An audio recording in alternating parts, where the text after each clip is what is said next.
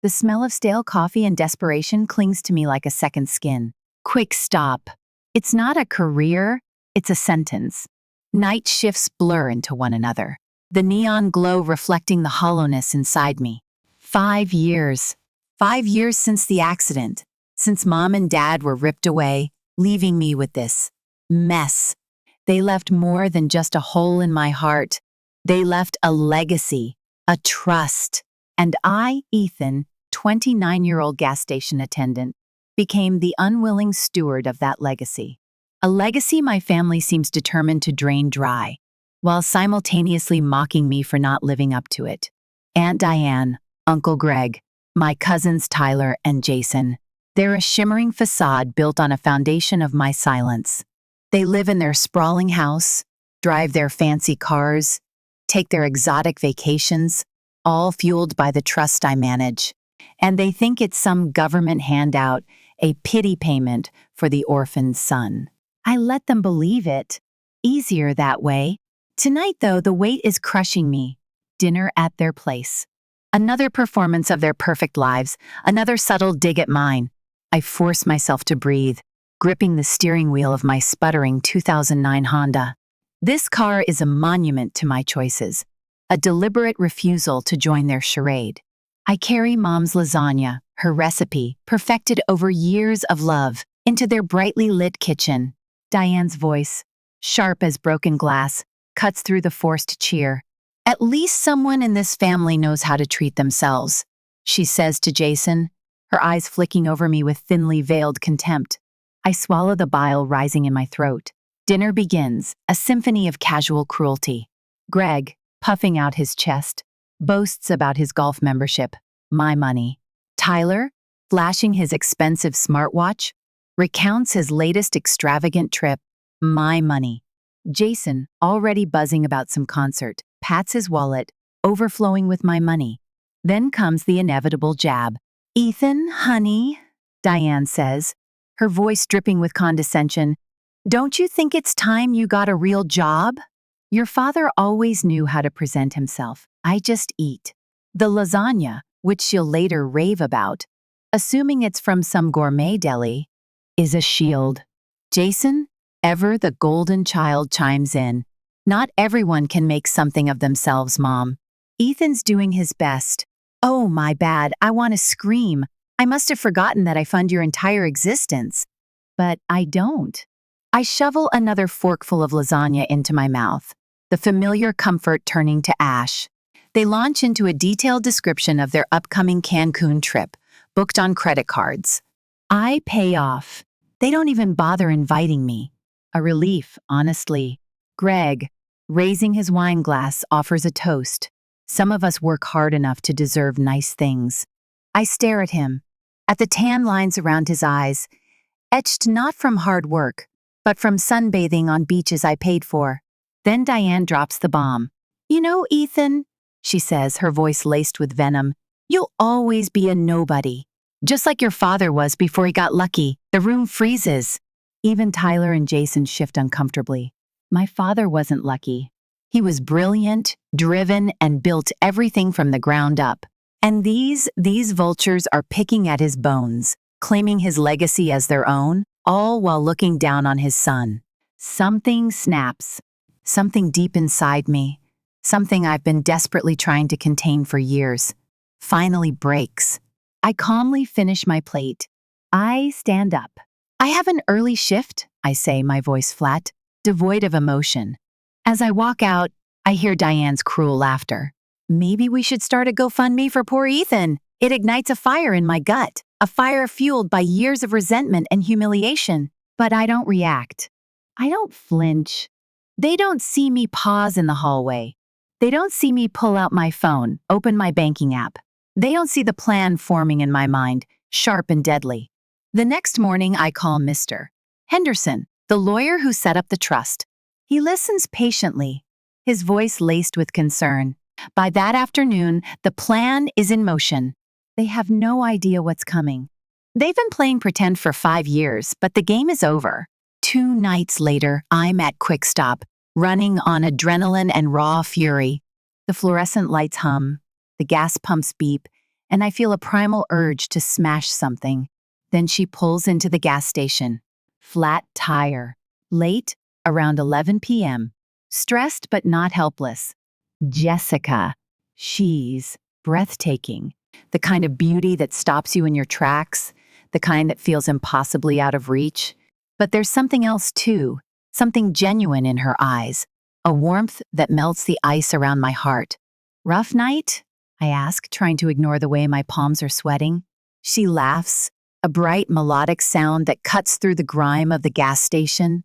You have no idea. I get to work, changing her tire, my movement surprisingly steady. We talk, really talk, not the mindless chatter I usually endure, but real conversation. She's a kindergarten teacher, loves her job, laughs at my terrible jokes without faking it. She treats me like a person, not a gas station attendant, not the pathetic, broke cousin. For the first time in years, I feel alive. When I'm done, she smiles, a smile that makes my chest ache. Thank you, Ethan, she says. You're a lifesaver. Then, she asks for my number. I hesitate, my mind racing. She's too good for me.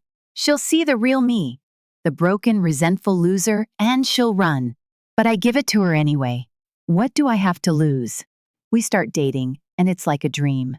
Jessica is unlike anyone I've ever met. She doesn't care about the fancy restaurants, the designer clothes, the superficial trappings of wealth. She drives an old Corolla, lives in a tiny apartment with a roommate, saves every penny. Our dates are simple, cheap, and perfect. $5 pizza and movies at my place. Hikes in the park. Long drives, talking for hours. For the first time since Mom and Dad died, I feel like someone actually sees me, not just the gas station guy everyone looks down on. I forget about my family, their constant judgment, their insatiable greed. Jessica is my escape, my solace. But the storm is brewing. One Sunday, my family sends the usual dinner invite. Normally, I'd grit my teeth, take my usual punches, and leave. But this time, I show up with Jessica. I warn her that my family can be a lot, but nothing could have prepared either of us for the carefully orchestrated cruelty that awaits. The moment we walk in, Diane's eyes narrow, assessing Jessica's simple sundress and non-designer purse. Her tight smile signals trouble. Ethan, you didn't tell us you were bringing a friend, Diane says, emphasizing friend like she can't believe anyone would date me. Greg barely looks up from his phone. Hey, kid. There's extra chairs in the garage. I get the chairs, trying to ignore the heat rising in my face. When I come back, Tyler has somehow positioned himself next to Jessica, showing her pictures of his recent trip to Hawaii on his phone. I go there twice a year, he says, his voice dripping with arrogance. Maybe next time you could come with. Better company, of course. He winks at her, shooting me a smug look. Jessica laughs uncomfortably and scoots closer to me when I sit down. I squeeze her hand under the table, silently apologizing for my family's behavior. Dinner starts, and it gets worse. Every time Jessica mentions something about our relationship, my family finds a way to make me look pathetic. Ethan took me to this cute little Italian place last weekend, Jessica says, trying to join the conversation. Oh, you mean Salvatore's? Diane laughs. That's where we take the kids for birthday parties. I'm surprised Ethan could afford even that on his gas station salary. Jessica's smile falters, and my stomach clenches. Speaking of jobs, Jason chimes in. Did Ethan tell you he's been at that gas station for, 4 years now? No ambition to move up. I think it's admirable, Jessica defends me. He's reliable, and his customers like him. Tyler nearly spits out his drink, laughing. Customers like him? You mean the truck drivers who buy beef jerky at 2 a.m.? Not exactly a career path. I try to change the subject, but they won't let up. So, Jessica, Greg says, setting down his fork, you teach kindergarten. That's nice. Tyler here just made junior partner at his law firm. Bought himself a new Mercedes to celebrate. Jessica looks surprised. Oh, congratulations. That's impressive. What can I say? Tyler grins. Some of us have goals. The digs keep coming one after another. How my car broke down 3 times last year, not true. how I still haven't paid Greg back for a loan also not true? He owes me money? How I probably can't even afford to take Jessica anywhere nice for her birthday. Through it all, Jessica keeps squeezing my hand under the table, but I can see her expression changing. She looks around at my family's house, their clothes, their success, and then at me, the gas station loser. Then comes the final blow. "Jessica, honey," Diane says, her voice syrupy sweet. "You seem like such a nice girl. Smart, pretty. What exactly do you see in our Ethan? You know he's never going to be able to give you the life you deserve, right?" The table goes quiet. Jessica's face turns red. "I think Ethan has a lot to offer," she says quietly, but I can see it in her eyes, doubt. That seed my family planted is already growing. The rest of the night is a blur. We leave early and the car ride home is mostly silent. Jessica says she has a headache and wants to go straight home. I nod, but something is already off.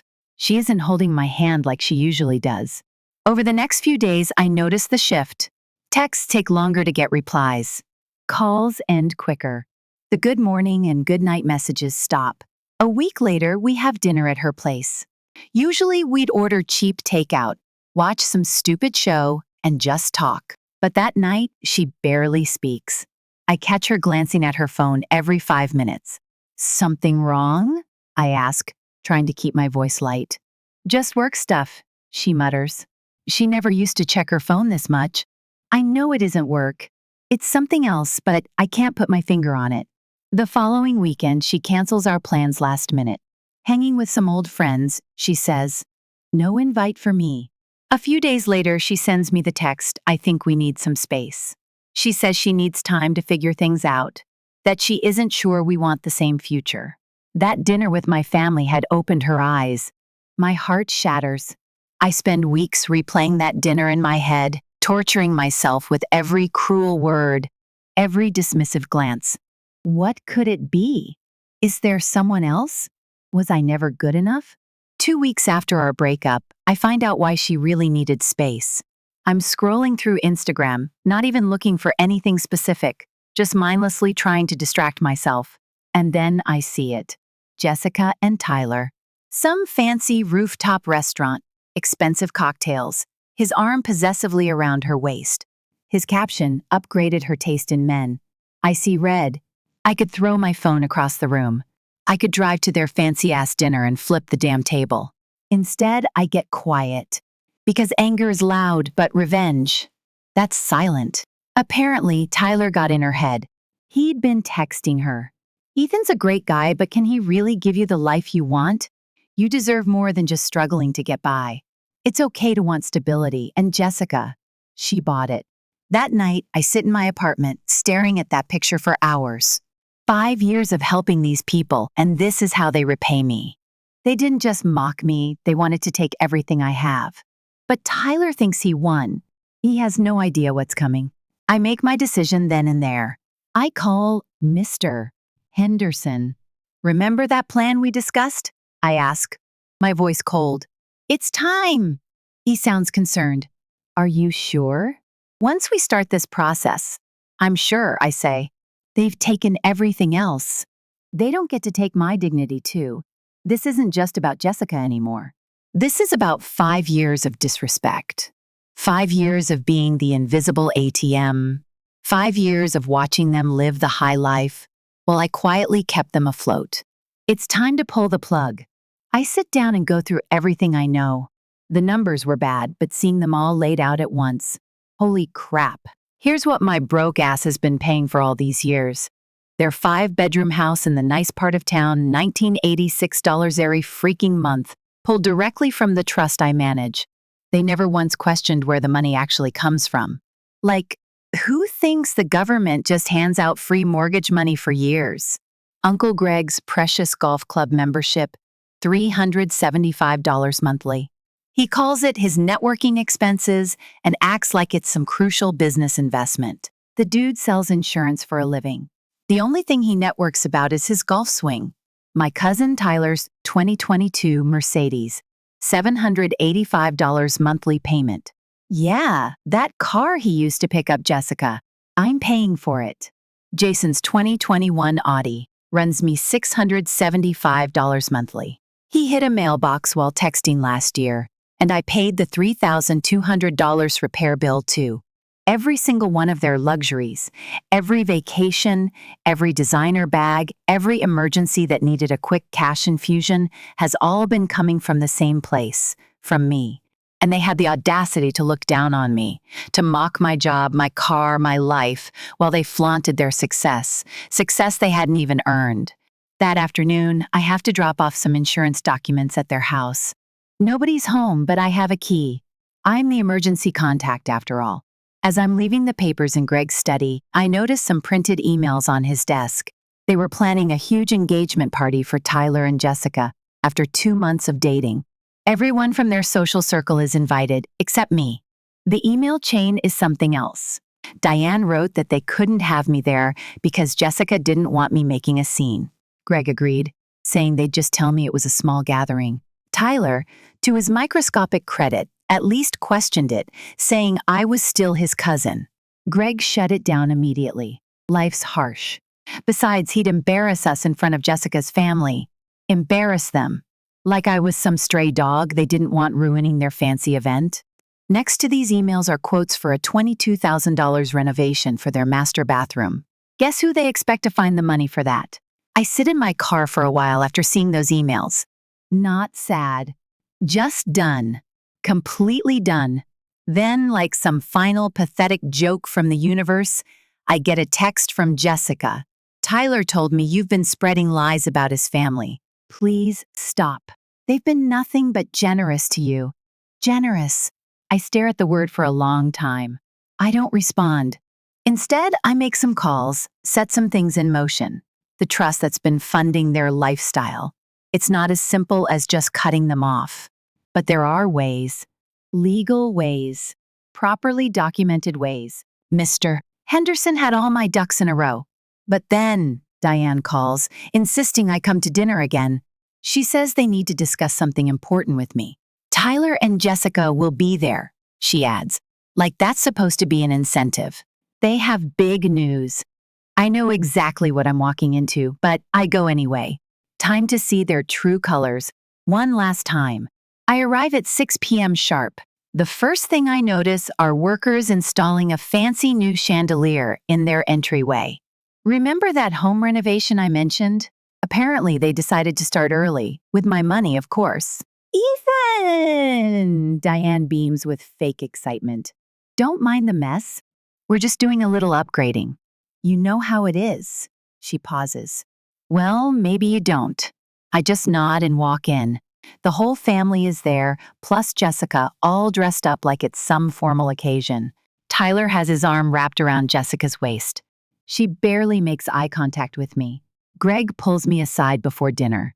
Listen, sport, he says, his voice low and threatening.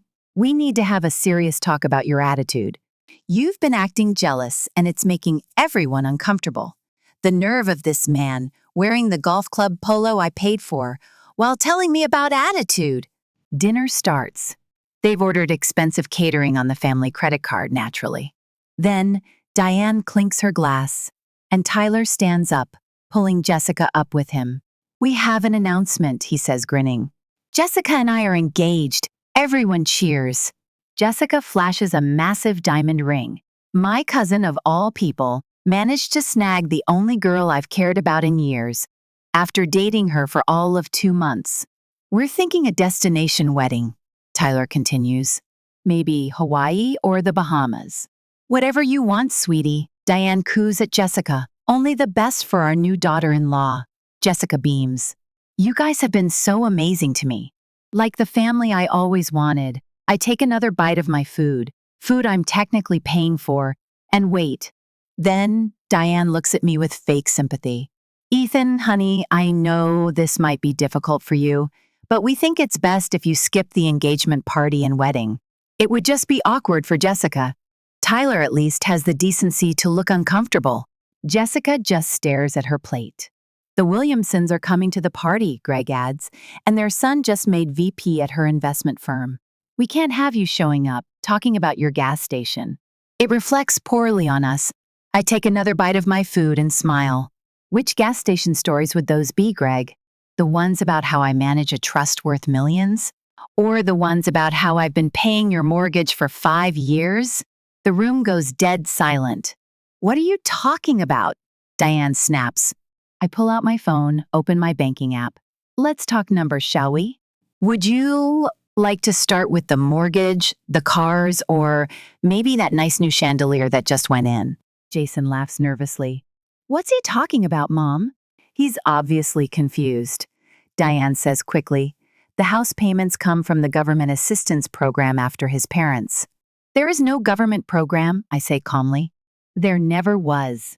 It's all been me, through the trust my parents set up. Every single payment. Greg stands up, his face red. Now, you listen here. I cut him off. No, you listen. For 5 years, I've paid your mortgage, your cars, your bills, your golf club membership, your vacations, everything. Tyler drops his fork. Dad, what's he talking about? Jessica is staring at me, her face going pale. Diane's face goes from red to white. You're lying. You can barely afford gas for that trash car of yours. I start showing them screenshots, bank statements, transfer records, everything. That engagement ring on Jessica's finger? Charged to the family credit card last week, the one I pay. The Bahamas wedding you're planning? Good luck with that. The bathroom renovation? Hope you got a good deposit deal. They explode. All of them. Screaming, denying, threatening. Diane knocks over her wine glass, staining her new tablecloth red. Greg keeps yelling about lawyers. Tyler is trying to explain to Jessica, who looks like she's about to throw up. I stay seated, keep eating. Let them tire themselves out. Finally, when they quiet down, I stand up. Check your emails tomorrow morning, all of you. Everything will be explained in detail, including the 60-day notice for new payment arrangements. Diane lunges forward, grabbing my arm. You can't do this to us. We're family. I pull my arm away. Family? Family doesn't call family worthless, exclude family from gatherings, or steal girlfriends and then mock the relationship. I look at Jessica. And you, little gold digger, enjoy the life they can't actually afford. Hope that ring was worth it. I walk to the door, turn back one last time. By the way, that trash car of mine? Fully paid off. Unlike your cars, your house, or anything else you own. I leave them all standing there, screaming and crying, and get in my car. As I drive home, their phones have been blowing up my phone ever since texts, calls, voicemails, ranging from threats to begging to promises to change too late. Everything is prepared. Documents are ready. Lawyers are on standby. The next morning, 9:00 a.m.